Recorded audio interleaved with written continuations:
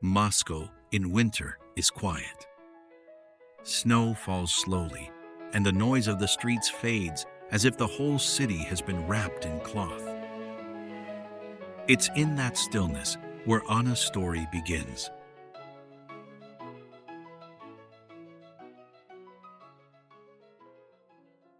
Anna Karenina's life was not in chaos. She was respected, well-married, a devoted mother. From the outside, everything was exactly where it should be. But that was the problem. Everything was exactly where it should be. And somewhere in all of that, Anna had no place of her own. She could say, "I am living well," but she could never say, "I am alive." Her life wasn't falling apart, it just never gave her room to breathe. She was a woman in her 30s, not the kind to fall easily, not naive enough to go looking for something more. So, this isn't a story about desire or impulse or a moment of weakness. This was a crack one that had been forming for a long time, finally showing itself. It was already there, inside her.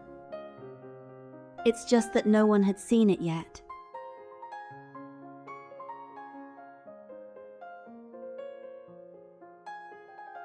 Anna travels to Moscow to help save her brother Steva's marriage.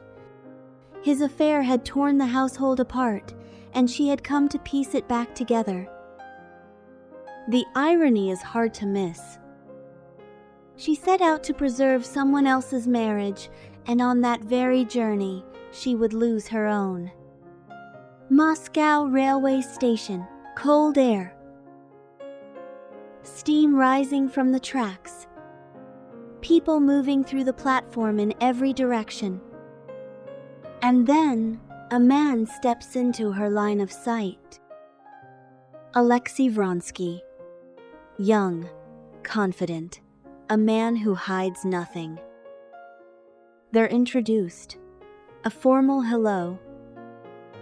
A brief glance. But in that short moment, Anna feels something she can't quite explain. Why do I notice him this clearly? Then the accident happens. A workman is struck by a train and killed. The crowd stirs. Someone crosses themselves. Vronsky says nothing. He reaches into his pocket and quietly hands money to the man's family. Anna watches.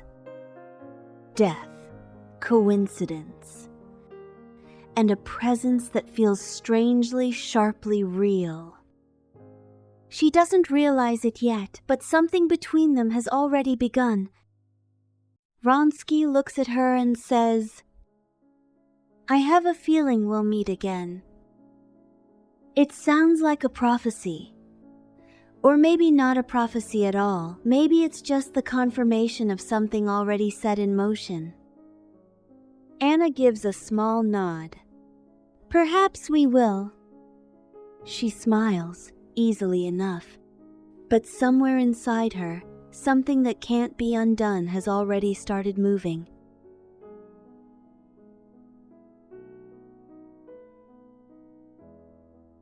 Anna comes home and steps back into her routine as though nothing has happened. Her husband returns at exactly the same hour.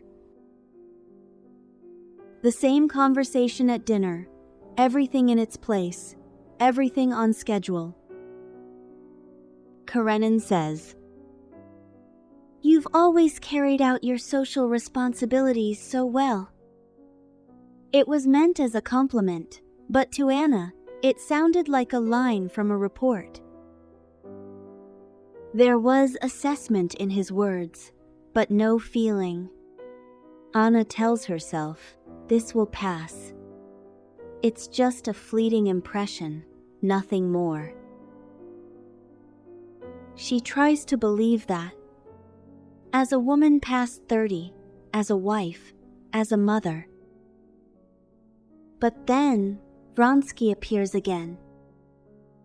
At a ballroom, light and music all around him, he looks at her. No hesitation in his gaze. Not admiration, not curiosity. Something closer to certainty. And for the first time, Anna feels it. The feeling of being seen as a person. Why is he looking at me like that? She tries to look away, but her body has already registered his gaze. To Anna, Vronsky wasn't love not yet. He was proof that she was still alive. And that's exactly why she's afraid. That's why it shakes her all the more, and that's why she can't simply let it go. She knows this road is dangerous. She can sense, even now, what might be waiting at the end of it. And yet, she feels it. The place I go back to doesn't let me live anymore. No choice has been made yet, but the place to return to is already fading away.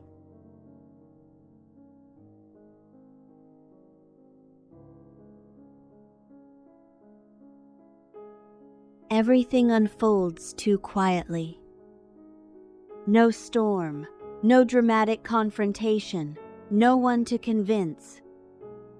Anna doesn't realize it yet, but the outcome of this story may have already been decided. In the social gatherings of St. Petersburg, she keeps crossing paths with Vronsky. It wasn't planned. She could have avoided it if she'd really wanted to. But she never does. Vronsky doesn't hold back. He doesn't hide what he feels. I'm glad to see you again. Wherever you are, the room always seems brighter. Not flattery, not charm. Something quieter than that. He wasn't trying to win her over. He was simply seeing her. And Anna notices the difference. Beneath her feet, a crack has opened. Wide enough to feel with every step, not wide enough yet to fall through. But with every moment she doesn't walk away, it shifts just slightly beneath her. She feels something she'd forgotten a long time ago. For the first time in years, she feels like she can breathe. And that's exactly where this stops being just an emotion. That's where it starts to mean something dangerous.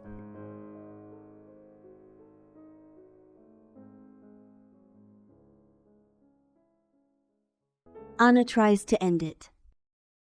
She calls for Vronsky and tells him, clearly, "This is wrong. We have to stop." She means it. She's still a wife, still a mother.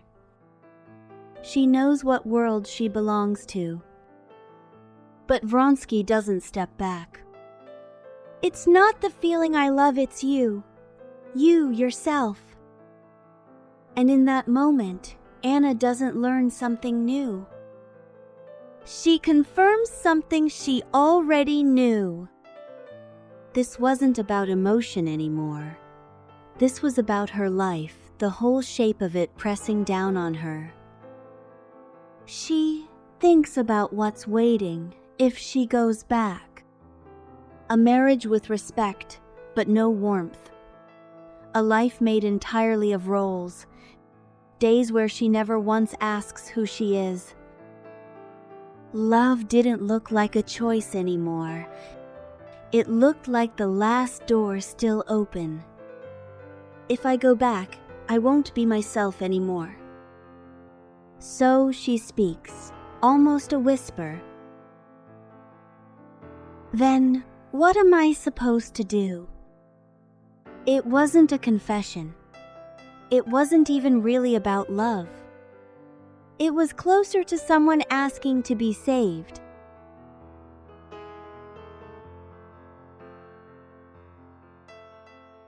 The rumors spread. Not loudly. There's no scene, no confrontation, just whispers, glances, and a slow, quiet pulling away. St. Petersburg society doesn't make a fuss. It simply restores order. Invitations stop coming. Conversations pause when Anna walks in. People keep their smiles and take one step back. This world never asked who was right or wrong. It just moved Anna, quietly, to the outside. Anna begins to understand. I exist, but I'm no longer included. Karenin finds out. He isn't overcome with anger. Instead, something colder takes over. This must not become public. You are to maintain appearances. No jealousy in his voice, no hurt, just a matter to be handled. And in that moment, Anna sees it clearly for the first time. This marriage was never love. It was an arrangement. She's given a choice: keep up the appearance and let everything she felt be treated as though it never happened. But Anna already knows. I've already stepped outside that life. If I go back, I'll disappear. The isolation begins here. Not because she chose love, but because she refused to stop being alive.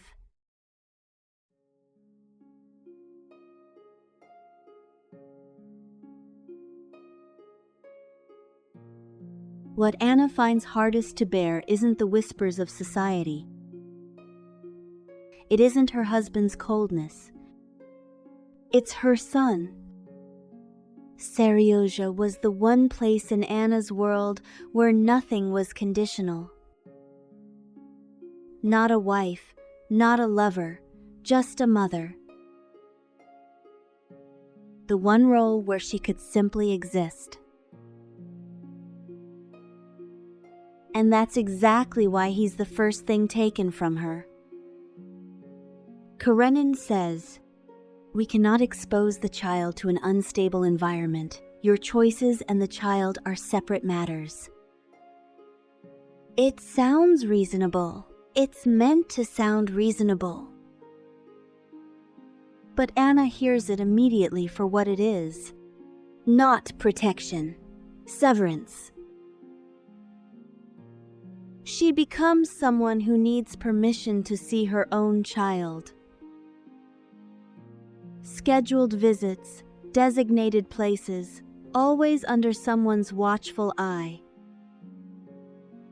Even when she holds him, she has to be careful. Not too long, not too much feeling. And then her son looks up at her and asks, "Mama, why don't you live with us?" Anna has no answer. For the first time, she has nothing to say. She wasn't losing love. She was losing the right to love.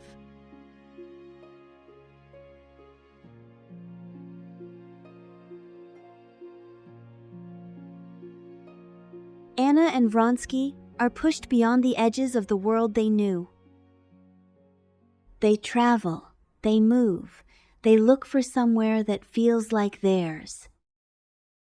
At first, it feels like freedom. No whispers, no judgment, just the two of them.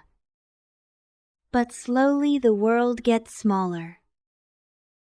Vronsky still has a life out there, a career, connections, a future that hasn't closed. Anna doesn't.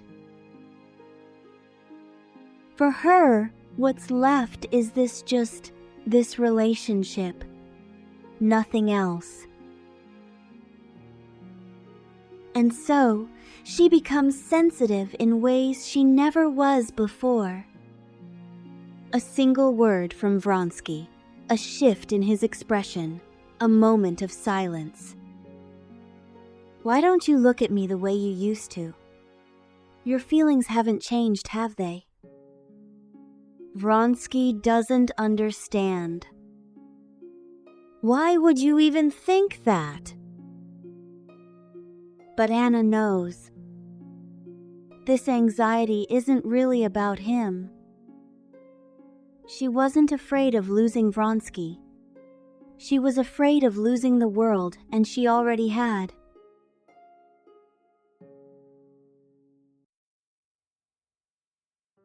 As time goes on, Vronsky starts to feel the weight of it.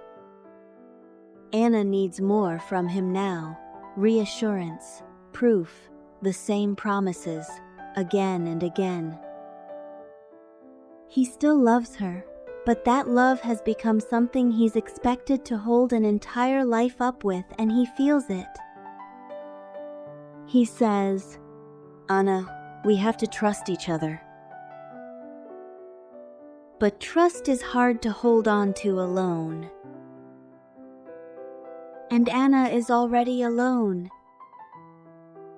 On the days he's away, she moves through the house without direction, opens a window, closes it, reads the same letter over and over.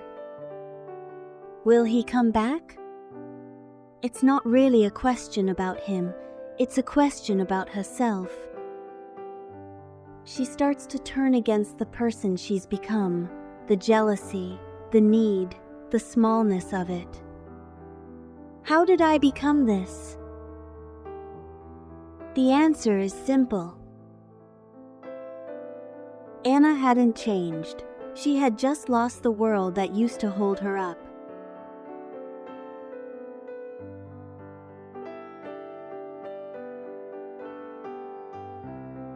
Anna is alone now. Not just in feeling, in every sense. People have stopped whispering about her. They've stopped mentioning her altogether. No invitations, no conversations. Her name simply doesn't come up anymore. Society never condemned her. It just quietly moved her outside the lines and carried on. She's still alive, but she doesn't belong anywhere. I've become someone who exists but isn't included.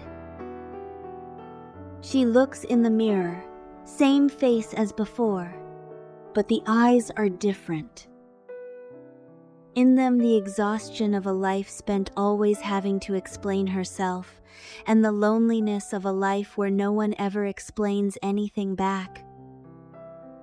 Vronsky is still there, but one person can't be an entire world. No one can carry that. And Anna is beginning to understand that this love gave her life and led her here to this at the same time. There's nowhere to go back to. I've already come too far. And that realization quietly, but without any doubt, starts pointing in only one direction.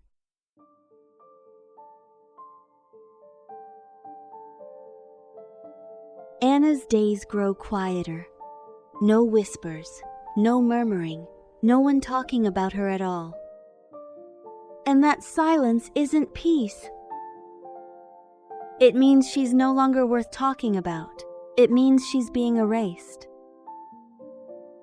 The house is still, so still that the sound of her own breathing feels strange to her. When Vronsky isn't there, she moves through the rooms without purpose. Opens a book, sets it down, looks out the window, draws the curtains. I'm here. Right now I'm here. But there's no one to confirm it. She's alive, and yet she feels like she could disappear at any moment, and no one would notice the difference.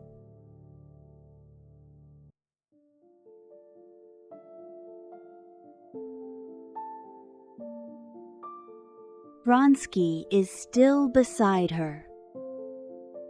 But Anna finds herself thinking about his absence before he's even gone. When he's late, when he looks tired, when his mind seems to be somewhere else. Do you really love me? It's not doubt that makes her ask. It's desperation, the need to hold on to something, anything, that connects her to the world. Vronsky answers, "Why would you even think that?" He loves her, he does. But love is rarely complete. Most of the time, we love, and we're just not quite enough. There's nothing left to anchor her. This relationship, this one thing is all she has. So she holds on tighter. And the tighter she holds, the more she doubts herself. But it was never really about love. Anna wasn't afraid of losing him. She was afraid of ceasing to exist.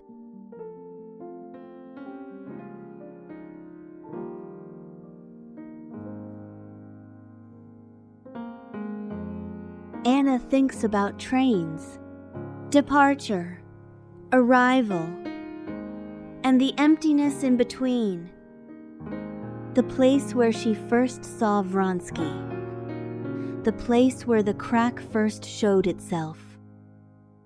If I could go back to that moment. But she knows, even if she could, she's not the same person anymore. She doesn't want to go back, she just wants out of this. At night, the thoughts get sharper. This isolation isn't going to end. The love is only going to get heavier, and she is only going to get smaller. She can feel it that she's wearing away.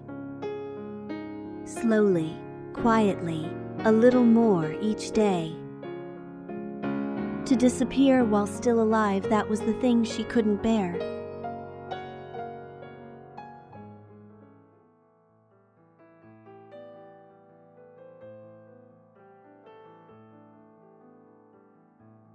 The railway station is busy. People moving, lives continuing, the world going on the way it always does. And Anna stands in the middle of it alone. No one recognizes her.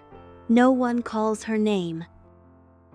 A thought comes to her, quietly. I want to go somewhere. I don't have to explain myself anymore.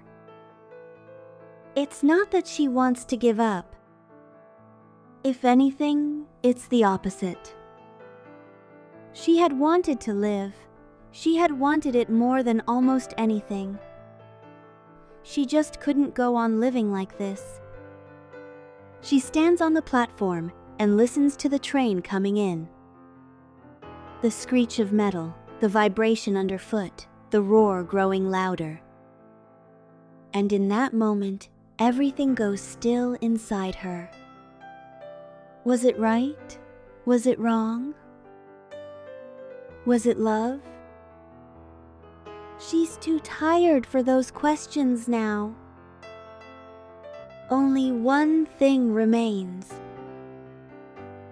I want this to end. And then, one last thought. I chose love.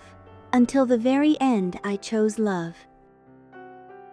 The train arrives. The noise swallows everything.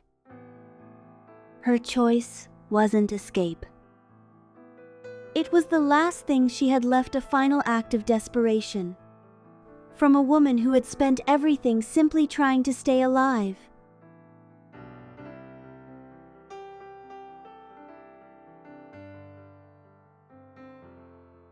Anna Karenina's story is not a tragedy about a woman who chose love. It's the story of a woman who wanted to live, who lost her place. One quiet step at a time, who was pushed to the edges of the world she knew, until her own existence felt like it was dissolving. Anna wasn't punished for breaking the rules. She was quietly excluded for stepping outside the place she'd been assigned. No one made a scene. No one raised their voice. But in that silence, Anna was disappearing. Her final choice was not a victory for love. It was not a defeat either. It was the last option left for someone who had run out of all the others. And so, this story still asks us, even now, how much can a person lose before the world owes them something back? And are we, any of us, ever really ready to make room for someone who has lost their place? We exist through our connections to others. But what about the self that exists underneath all of that? Was that ever really allowed to begin with? If the opportunity arises, I'd like to continue with the story of Levin, a man who walked the opposite path from everything you've just heard.